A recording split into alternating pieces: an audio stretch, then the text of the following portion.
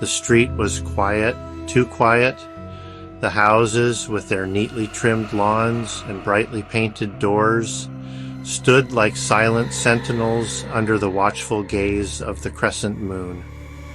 A stillness hung in the air, broken only by the distant hum of a passing car. But tonight, something felt different. There was an unsettling chill in the air, a subtle shift in the atmosphere that sent shivers down my spine. I stood at my living room window, peering out into the darkness.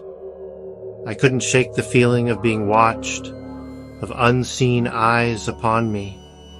The houses across the street were dark, their occupants already lost in slumber. A flicker of movement caught my eye. It came from the house directly across from mine, the one with the rose bushes by the porch. Was it just my imagination, or was someone there, watching me just as intently as I was watching them?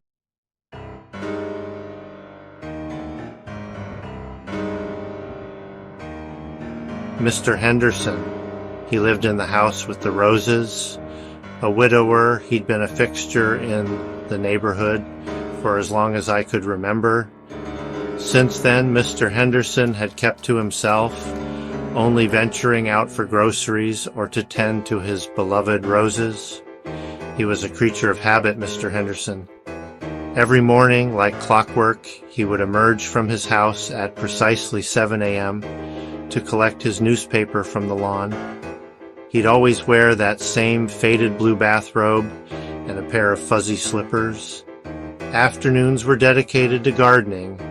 I'd often find him hunched over his rose bushes, his weathered hands gently pruning and coaxing the delicate blooms. He'd always wave a greeting, a sad smile gracing his lips, his eyes reflecting a lifetime of memories. In the evenings, he'd disappear inside his house, the glow of the television flickering through the curtains long after the sun had set. He was a quiet, unassuming man, a ghost of his former self.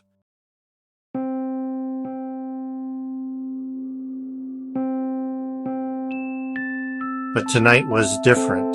The shadow in the window wasn't moving like Mr. Henderson. It was too quick, too fluid, and the metallic scent in the air did little to ease my growing unease. Something wasn't right. I told myself it was just my imagination. The shadow in the window, the strange scent, the unusual stillness in the air, it all added up to a feeling I couldn't ignore.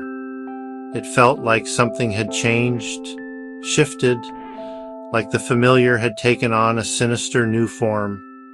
And as I continued to stare across the street, I couldn't shake the feeling that I was looking at something that wasn't Mr. Henderson at all. The following morning, I woke with a start. The sun told me it was well past 7 a.m. Mr. Henderson should have already collected his newspaper. A wave of guilt washed over me. He was probably just having a late morning. I hurried to the kitchen to make coffee. I glanced out the window, expecting to see Mr. Henderson. But the driveway was empty. The newspaper lay untouched on the lawn. Strange.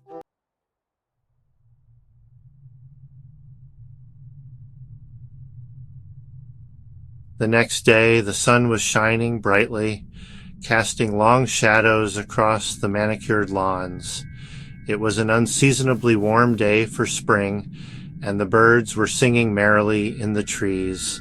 But the cheerful atmosphere did little to dispel the unease that had settled over me. I was determined to put my suspicions to rest. I decided to bake him a batch of my famous chocolate chip cookies and bring them over as a friendly gesture. As I crossed the street, my heart pounded in my chest. The closer I got to the house, the stronger the metallic scent in the air became, now tinged with something else, a faint, sickly, sweet odor that made my stomach churn.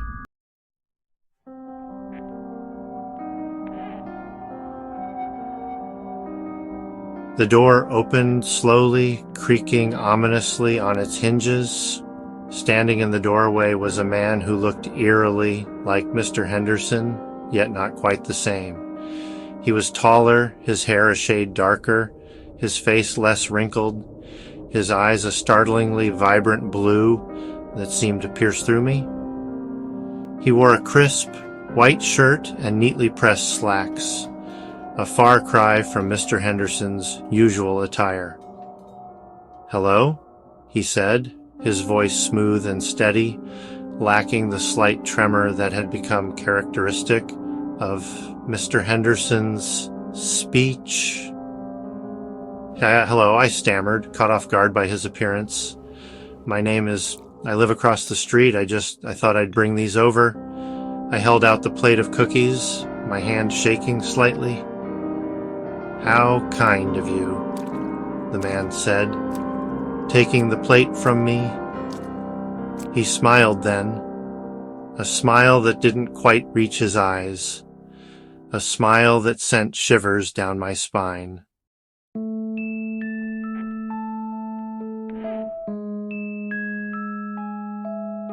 The air inside the house was heavy, stagnant, like the air in an old, abandoned church.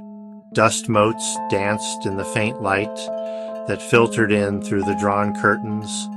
The scent of furniture polish and decay hung in the air, a strange and unsettling combination.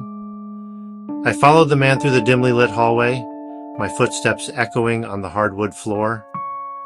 The living room was shrouded in shadows, the furniture draped in white sheets, giving the room the appearance of a mausoleum. A grandfather clock stood silent against one wall, its pendulum frozen in time.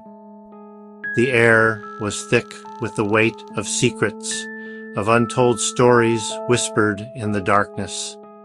He led me into the kitchen, where the light was brighter, the curtains partially drawn.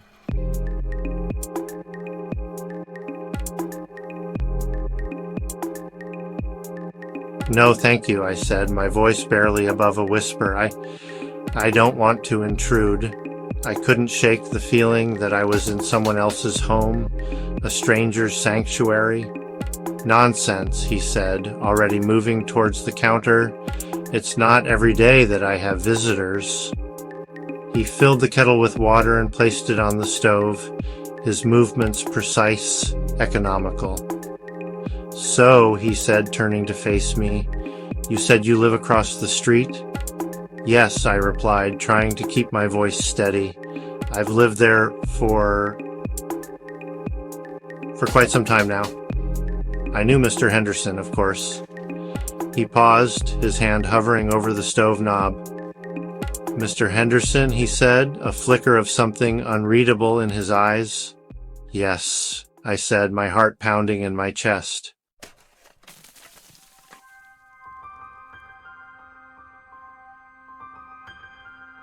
He turned back to me, a strange smile playing on his lips.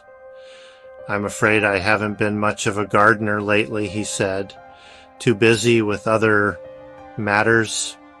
He turned away, busying himself with making the tea, as if dismissing the subject entirely. I sat there, my mind racing, my thoughts a tangled mess. Every instinct screamed at me to leave, to get out of that house, to put as much distance between me and this stranger as possible. But I couldn't move.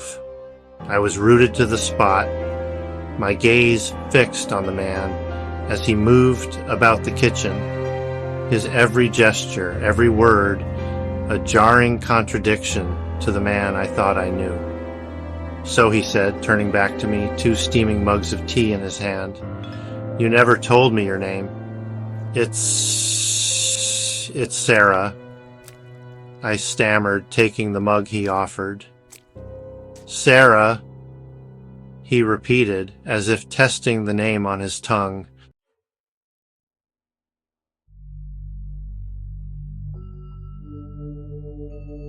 The phone rang, a shrill, jarring sound that sliced through the heavy silence of the house. David flinched, a look of annoyance flashing across his face.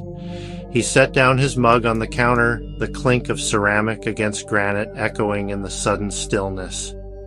"Excuse me," he said, his voice tight. "I need to get that." He turned and walked out of the room, his footsteps quick and purposeful.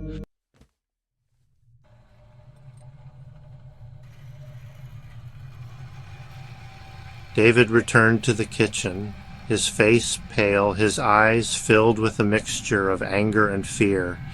He moved with a nervous energy, his hands constantly fidgeting, as if he were struggling to contain a surge of overwhelming anxiety.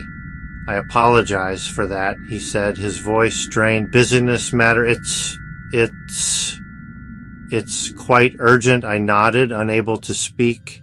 The phone call had clearly unsettled him, had stripped away the veneer of normalcy he'd been trying so hard to maintain. I should probably get going," I stammered, pushing myself away from the table. "Thank you for the tea." "Of course," he said, his voice flat, devoid of emotion. He didn't move to stop me as I stood up and walked towards the door, my footsteps echoing on the hardwood floor. I paused at the threshold, a sudden thought striking me.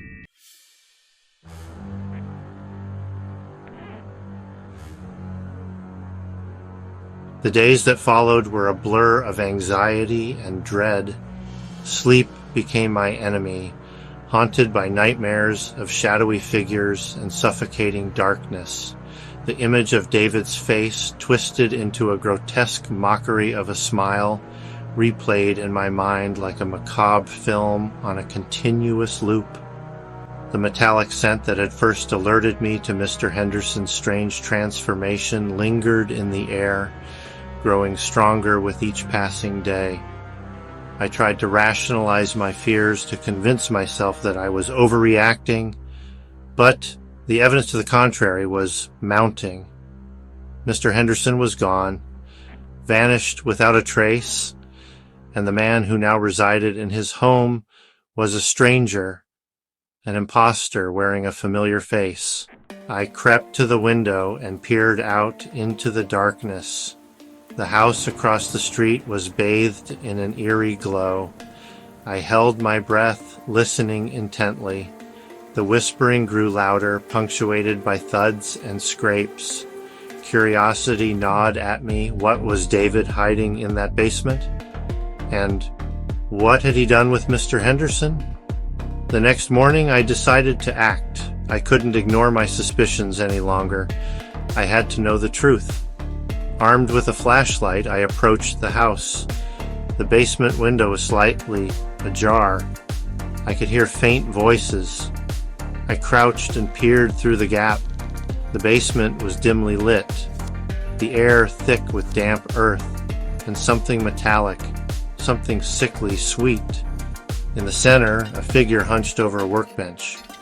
I tried to open the window, but it was stuck. I gave it a push, revealing rickety stairs leading down. A wave of cold, damp air washed over me as I cautiously made my way down the creaking steps. The musty smell clung to the back of my throat like a noxious gas. The single light bulb did little to penetrate the oppressive darkness. My heart hammered against my ribs, urging me to turn back, but a strange compulsion kept my feet moving.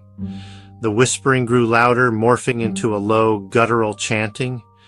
It was a sound that seemed to emanate from the very walls. The air grew thick with a metallic tang, stinging my nostrils. Mingled with it was the sickly, sweet odor of decay. My hand trembled as I reached the bottom of the stairs.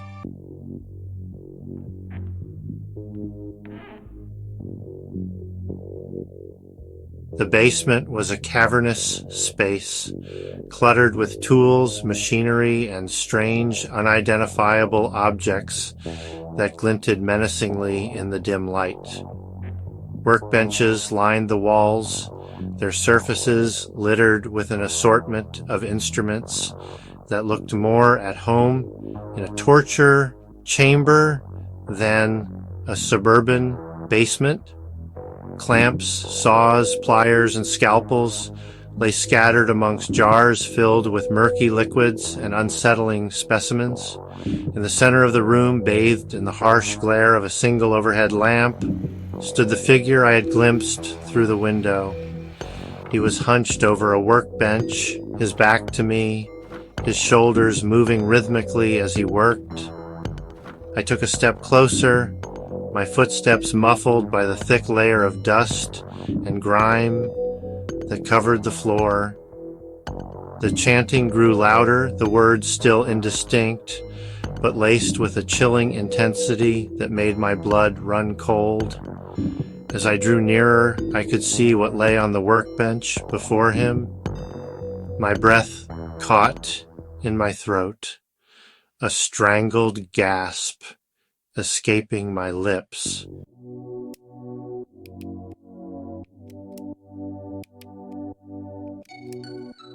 It was a human form, strapped to the table, its limbs splayed and secured with thick leather restraints.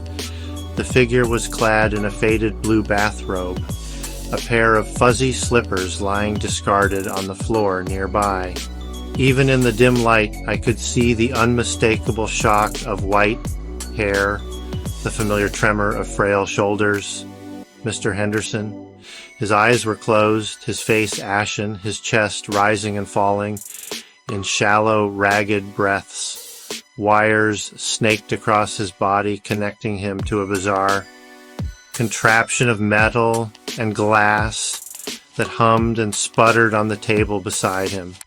David, oblivious to my presence, continued his work, his movements swift and precise, like a surgeon performing a delicate operation. He held a gleaming scalpel in his hand, the blade reflecting the harsh light with a cold, clinical precision. The chanting reached a fever pitch, the words now forming a discernible phrase that echoed in the confines of the basement, sending a wave of nausea crashing over me. Transfer complete. Transfer complete. Transfer complete.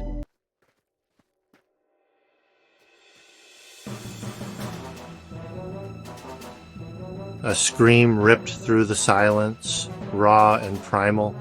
It echoed off the concrete walls, bouncing back and forth in a cacophony of terror, but it wasn't my scream. David whirled around, his eyes wide with a mixture of fury and surprise. The scalpel clattered to the floor, the sound lost in the reverberations of the scream, now morphing into a guttural moan that seemed to claw its way up from the depths of Mr. Henderson's frail body. Our eyes met across the room, mine wide with horror. His narrowed with something cold and calculating. For a heartbeat, we were frozen, caught in a tableau of terror and macabre fascination. Then, with a speed that belied his age, David lunged towards me, his hands outstretched, his fingers curled into claws. I stumbled back, tripping over a toolbox that sent tools scattering across the floor with a deafening clang. The flashlight slipped from my grasp, the beam of light dancing wildly across the walls, casting grotesque shadows that writhed and pulsed like living things.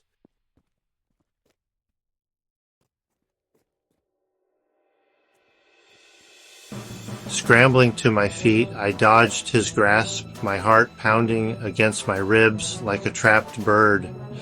Adrenaline surged through my veins, fueling a desperate need to escape the suffocating confines of the basement, to break free from the nightmare that was unfolding before my eyes. I ran, blindly, frantically, my lungs burning, my legs screaming in protest. The darkness seemed to reach out for me, grasping at my clothes, tangling in my hair, trying to drag me back into its suffocating embrace. The chanting followed me, growing louder, more insistent, a chorus of voices urging me onward, their words a chilling mantra that echoed in my ears. Transfer complete. Transfer complete. Transfer complete.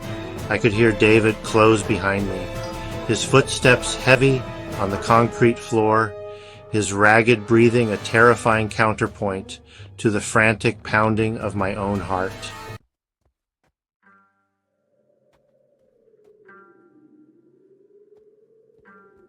Bursting out of the basement door, I slammed it shut behind me, the sound echoing in the sudden silence of the night.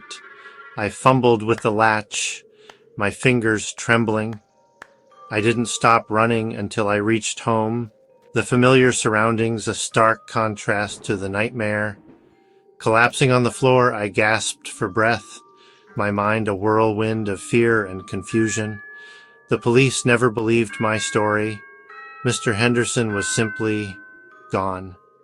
A missing person case that quickly faded from memory. Another forgotten soul swallowed by the city. I see his face every time I close my eyes, hear his voice in the whispers of the wind, smell the sickly sweet scent of decay after the rain. And sometimes, late at night, when the moon casts long, eerie shadows, I swear I can hear that chilling mantra, a constant reminder of the horrors beneath our everyday lives.